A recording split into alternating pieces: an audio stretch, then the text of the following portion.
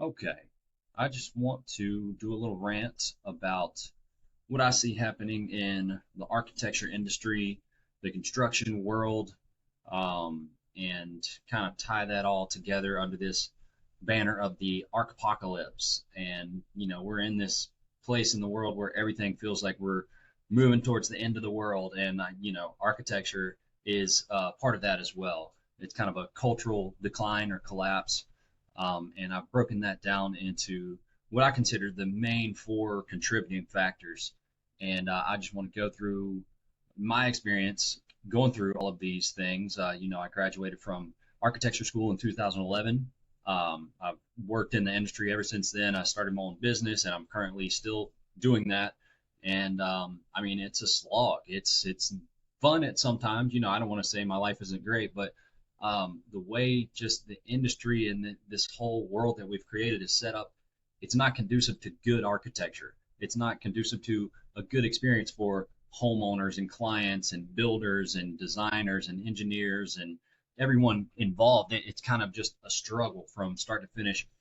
Maybe until you get to a point where you figure it out, you're 50 years old and you got your team of, okay, here's all my builders, and here's my contractors, and here's my bank that I borrow from, and here's my client that I've worked with for 20 years, and we just do these projects and we make our money and we're good to go.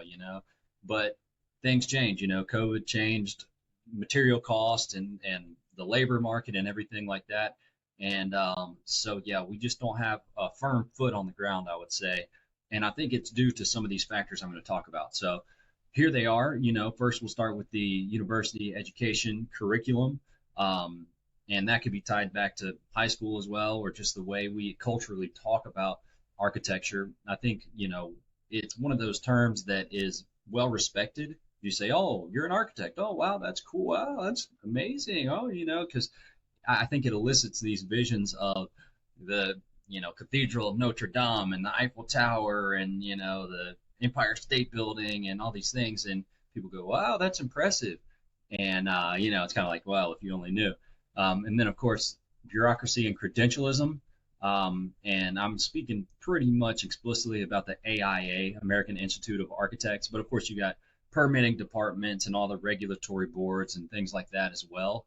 And so just kind of those barriers. But I want to talk about the culture of the AIA because they are supposed to be the representatives of architects and the people that are kind of creating this culture that architects are supposed to kind of like just jump into when you get out of school, and they're kind of guiding you through the process of becoming a licensed architect, becoming a practicing professional, what it means to carry yourself in the world as an architect. And let's just say I don't really respect what they do. Money, this is a tough one because I'm a capitalist. I believe in the power of capitalism done right, and I think it brings people together, it creates value, and all that good stuff.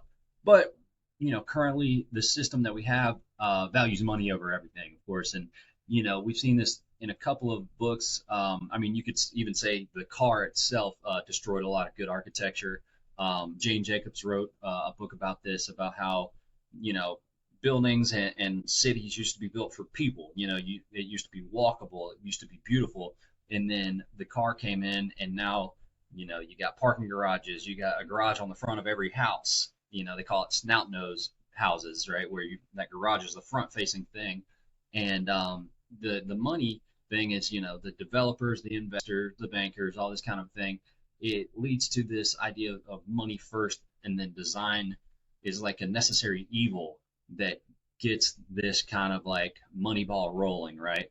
And so we as designers are seen as this kind of like, yeah, just give me some drawings. Like I don't care as long as it fits within this framework, within the spreadsheet that gives me this return. Doesn't matter what it looks like. It doesn't have to be the greatest materials, the greatest architectural details. We just want to make money on this thing and move to the next one and recreate it over and over and over again. And that's a historical thing. It kind of happened after World War II with Levittown, William Levitt. Brent Hull is a great YouTuber who talks a lot about that. And it's kind of the death of good architecture came.